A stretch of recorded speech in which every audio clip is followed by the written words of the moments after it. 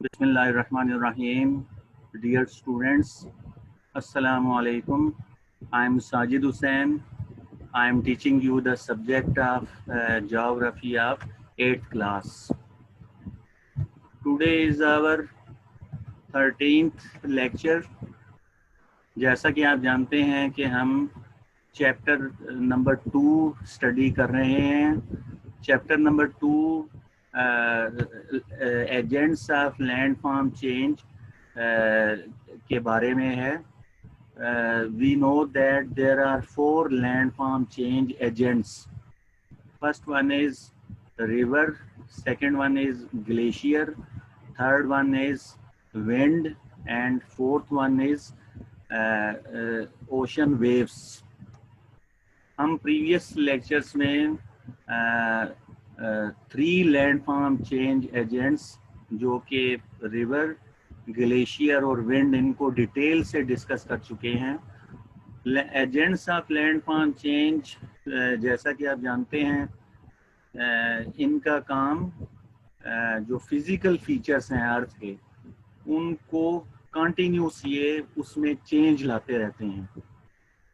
ये मटेरियल को, rocks material को एरोड करते हैं, उस मटेरियल को ट्रांसपोर्ट करते हैं from one place to another, and in the last ये उस मटेरियल को किसी जगह डिपॉजिट करते हैं. अब डिपॉजिट करने के प्रोसेस में, एरोजनल प्रोसेस में और ट्रांसपोर्टेशन के अमल में कुछ फीचर्स जो है वो ये चारों लैंडफॉर्म एजेंट्स बनाते हैं. उन फीचर्स को हमने फर्स्ट 3 लैंडफॉर्म एजेंट चेंज, उनके बारे में डिटेल से डिस्कस किया है.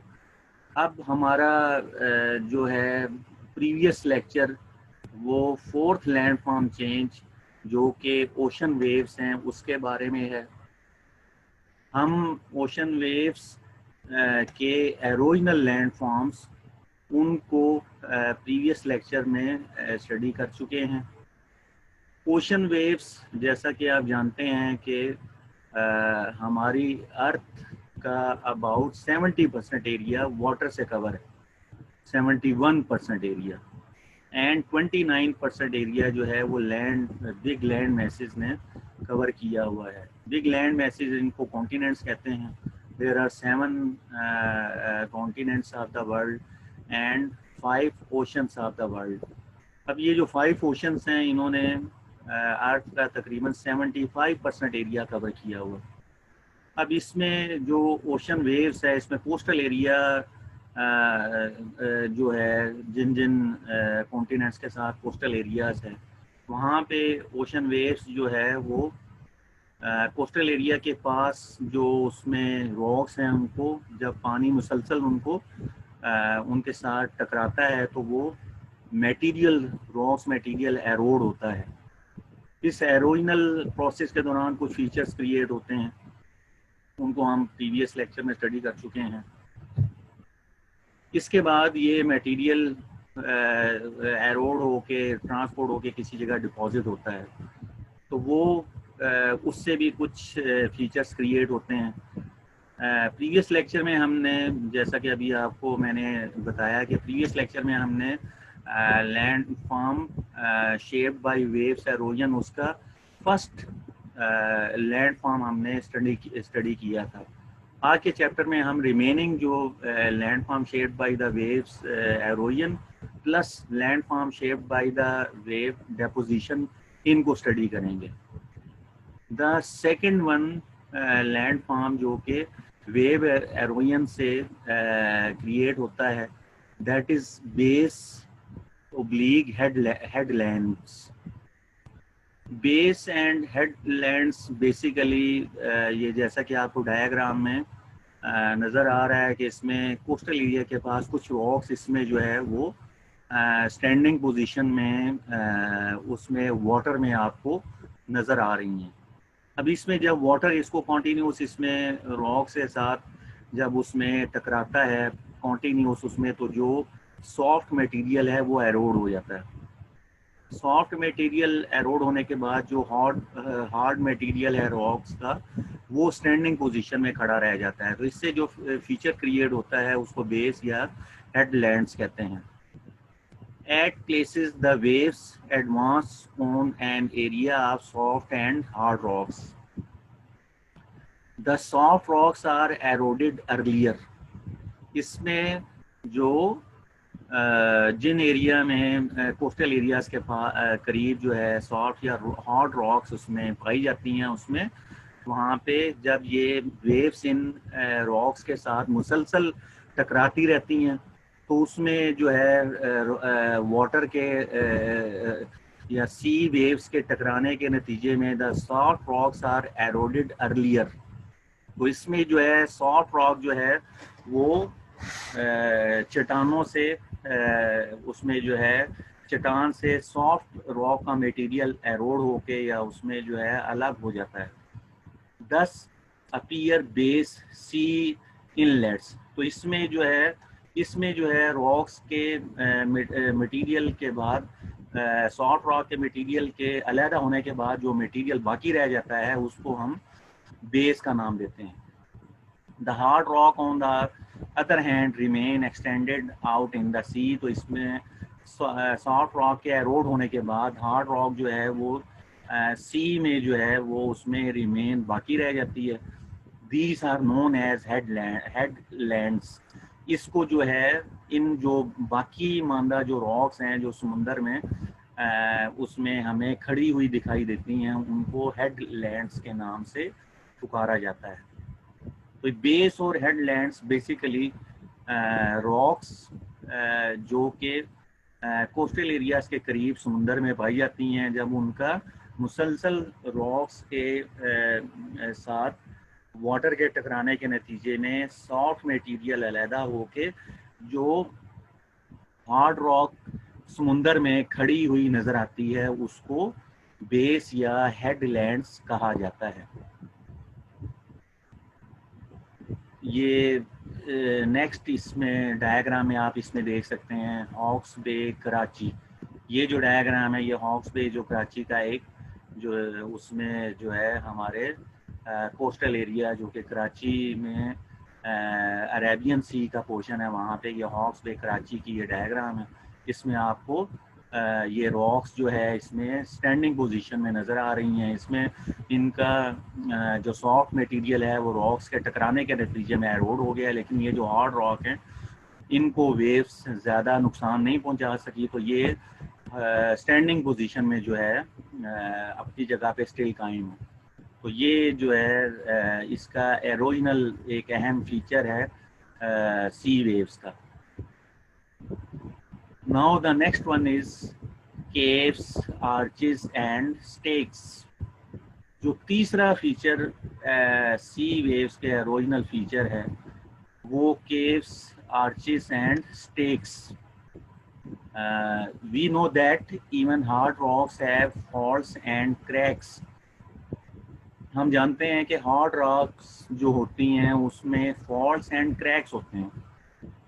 वो एक उसमें फ्लैट सरफेस नहीं होता, उसमें कहीं उसमें जो है फॉल्ट्स मीन्स उसमें जो है वो उसमें क्रैक्स टाइप फॉल्ट्स या क्रैक्स, इसको आप उसमें जो है इस मीनिंग में ले लें कि इसमें जो है अगर उसमें जो है क्रैक्स मीन्स उसमें अगर कोई उसमें दरारें वगैरह पड़ी हों रॉक्स में तो उसको क्रैक्स का नाम दिया जाता है। The continued erosion of such rocks surface leads to formation of a cave. जो ये हार्ड रॉक्स हैं इनमें जब कंटिन्यूस एरोजनल प्रोसेस होता है, अगरचे ये मटेरियल अलहदा तो उसमें नहीं होता है, लेकिन इसमें मुसलसल अमले कटाव के नतीजे में जो फीचर बनता है उसको केव का नाम दिया जाता है। When two caves are cut from different sides, their ultimate joining makes an arch. इस डायग्राम में आप देख सकते हैं ये जो है ये केव, इसमें केव गार नुमा जो है ये फीचर नज़र आ रहा है। अब ये नेचुरल आर क्या है, जब ये टू जो केव्स हैं जो अगर साथ साथ उसमें जो है उसमें मौजूद हों तो उसको नेचुरल आर्क का नाम दिया जाता है। With the passage of time, the arch falls and side rocks remain standing as a pillar. Time वक्त के गुजरने के साथ इसमें जो है रॉक्स का इसमें जो है ये जो केव्स हैं वो उसमें जो है उनके साइडों की दीवारें जो है वो खड़ी रह जाती हैं और उसमें केव जो है वो अपनी उसमें जो है ऊपर से जो है चट्टान एरोड हो जाती है। तो उसके नतीजे में जो है ये स्टैंडिंग जिसमें ये जहाँ पे एरो है ये आप इसमें देख सकते हैं कि इसमें जो है स्टेक ये इसमें पहले केव था, नीचे से ये राउंडेड शेप में रॉक मौजूद थी, लेकिन arrow with the passage of time गुजरने के साथ इसमें जो है ये एरोजनल प्रोसेस होने के बाद ऊपर से केव का ऊपर वाला हिस्सा एरोड हो गया। तो उसमें जो ये फीचर बनता है जब पिलर नुमा दोनों साइडें केव की अपनी जगह पर खड़ी हों और उसका ऊपर वाला पोर्शन जो है वो एरोड हो जाए, तो इस फीचर को सॉरी ये जो डायग्राम में आपको सेमी सर्कल नुमा शेप नजर आ रही है इसको स्टेक कहा जाता है। As erosion continues, sides of stake are broken down and what remains standing is called a stump. इसी तरह मजीद टाइम गुजरने के साथ इसमें जो है साइड्स ऑफ रॉक भी जो है ये पिलर्स भी अगर उसमें एरोड हो जाए तो उसके नतीजे में जो फीचर बनता है उसको स्टम्प कहा जाता है। ये एंड में लास्ट में जो आपको ये नज़र आ रहा है कि इसमें जो है ये पिलर्स भी इसके जो है स्टेक के ख़त्म हो गए। तो ये जो है पिलर ख़त्म होने के बाद जो बिल्कुल थोड़ी सी रॉक उसमें जो है बच जाती है। इसमें पहले ये जो है ये इस शेप में रॉक मौजूद थी, ये जो है जिसको नेचुरल आर कहा जाता है। नेचुरल आर के बाद ये एरोड होने के बाद ये जो है फीचर जो है ये सेमी सर्कल नुमा जिसमें पिलर खड़े हुए नज़र आ रहे हैं आपको डायग्राम में, इसको स्टेक का नाम दिया जाता है। और अगर ये पिलर्स भी एरोड हो जाएं तो इसके नतीजे में जब जो रिमेनिंग रॉक का पोर्शन है इसको स्टम्प कहा जाता है। Now the next one is landform shaped by wave deposition. ये अभी जो हमने डिस्कस किए हैं ये लैंडफॉर्म के एरोजनल लैंडफॉर्म्स ऑफ सी वेव्स थे। नाउ जो है अब हम landform shaped by wave deposition इनको स्टडी करेंगे। जो वेव्स डेपोजिशन से मुराद ये है कि जब ये मटेरियल रॉक्स का मटेरियल चट्टानों का एरोड होके चट्टानों से अलग होकर वेव्स इनको एक जगह से दूसरी जगह ले जाकर वहाँ पे डिपॉजिट कर देती हैं, तो उसके नतीजे में जो फीचर बनते हैं उनको landform shaped by wave deposition कहा जाता है। उसमें जो पहला फीचर बनता है उसको बीचेस का नाम दिया जाता है। In a shallow coastal area, deposition is main activity of the wave. इसमें शैलो कोस्टल एरिया जो है जिसमें जो स्टेट फॉर्म में उसमें जो है जहाँ पे कम पानी होता है कोस्टल एरिया में, उन कोस्टल एरियाज में जो सी वेव्स है उनका मेन काम जो है वो रॉक्स मटेरियल को वहाँ पे डिपॉजिट करना होता है। अब इस डायग्राम में आपको जैसा कि नज़र आ रहा है कि इसमें जो है ये वाटर जो है ये थोड़ा कोस्टल एरिया से थोड़ा फासले पे है, तो बिल्कुल कोस्टल एरिया में जो है यहाँ पे वाटर नहीं है। तो ये वाला जो पोर्शन है जो हमें नज़र इसमें डायग्राम में आपको नज़र आ रहा है, इसमें जो है ये सी वेव्स के एरोजनल प्रोसेस के नतीजे में सी वेव ने ये मटेरियल जो उसमें समुंदर का मटेरियल उसमें रॉक्स मटेरियल था इसको यहाँ पे कोस्टल एरिया में ला के यहाँ पे डिपॉजिट कर दिया। तो इस डिपॉजिट करने के नतीजे में जो फीचर बनता है उसको हम ये जो मटेरियल आपको डिपॉजिट हुआ हुआ नज़र आ रहा है इसको बीचेस का नाम दिया जाता है। Coarser material like pebbles is left on the inner part of the beach. इसमें जो ज़्यादा हैवी मटेरियल होता है जिसमें पेबल्स पत्थर वगैरह जो होते हैं वो inner part of the beach, इसमें जो है बीच का जो है सेंट्रल पार्ट है, उसमें बीच के उसमें सेंट्रल पार्ट में जो है ये डिपॉजिट हो जाता है जो हैवी मटेरियल होता है। जबकि लाइट मटेरियल लाइक सैंड, इसी तरह जो लाइट मटेरियल है, लाइट मटेरियल जिसमें सैंड रेत का पत्थर है, is carried back and deposited further down. वो मटेरियल दोबारा वापस समुंदर के उसमें जो है वाटर के साथ जो है जहाँ पे इसका एंडिंग पॉइंट है वाटर का, वहाँ पर जो है ये डिपॉजिट होता है। In areas where the coast is much gentle long sandy beaches appear. वो एरियाज जहाँ पे coastal area is much gentle, यानी कोस्टल एरिया वहाँ पे उसमें जो है अप्स एंड डाउन्स ना हो। जेंटल मीन्स उसमें क्या है, अगर वो उसमें लेवल पे हो तो उन एरियाज में लॉन्ग सैंडी बीचेस अपीयर, उसमें क्या है बड़े, उसमें जो है रेत के उसमें जो है रेत का जो पत्थर है बड़ी, वो काफ़ी एरियाज में जो है फैला हुआ नज़र आता है, रेत फैली हुई नज़र आती है। तो ये जो है इससे जो है एक सैंडी रेत के पत्थर की जो है बीच जो है वो अपीयर होती है। इस ये उन एरियाज में जहाँ पे जो कोस्ट जो है वो जेंटल हो, यानी कोस्टल एरिया जो है वहाँ अप्स एंड डाउन्स ना हो, वो स्ट्रेट फ्लैट सरफेस हो, उन एरियाज में जो है लॉन्ग सैंडी बीचेस अपीयर होती हैं। नाउ द नेक्स्ट वन, जो सेकंड फीचर है वेव डेपोजिशन का, that is spits and bars. In an area where the sea coast has indent inside cutting, the wave pushes the material along for a while. जिन areas में जहाँ पे जो सी coast है वो indent inside cutting वहाँ पे जिसमें हो, जिसमें वेव जो है इनसाइड वहाँ पे उसमें कटिंग करती हैं, the wave pushes the material along, तो वो वहाँ पे वेव्स क्या है अपने साथ जो मटेरियल है उसको पुश करके आगे की तरफ ले जाती हैं फॉर अ वाइल, थोड़े टाइम के लिए। As the wave force drops, जब वेव्स की फोर्स यानी वेव की ताकत जो है मटेरियल को आगे कैरी करने के लिए ख़त्म हो जाती है, तो वो जो मटेरियल अपने साथ वेव ने कैरी किया होता है उसको वहाँ पे डिपॉजिट कर देती है। तो raw material is ultimately drop. तो वेव्स के साथ जो वेव्स ने मटेरियल कैरी किया होता है वो वहीं पे ड्रॉप हो जाता है।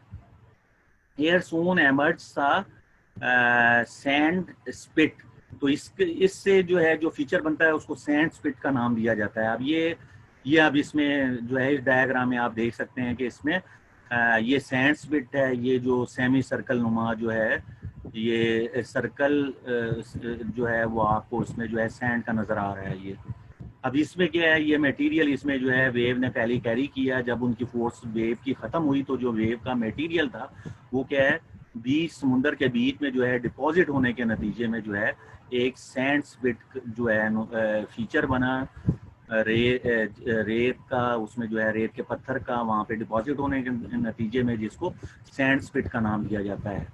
अ स्पिट इज दस अ लो narrow bar of sand and gravel joined with the land at one end।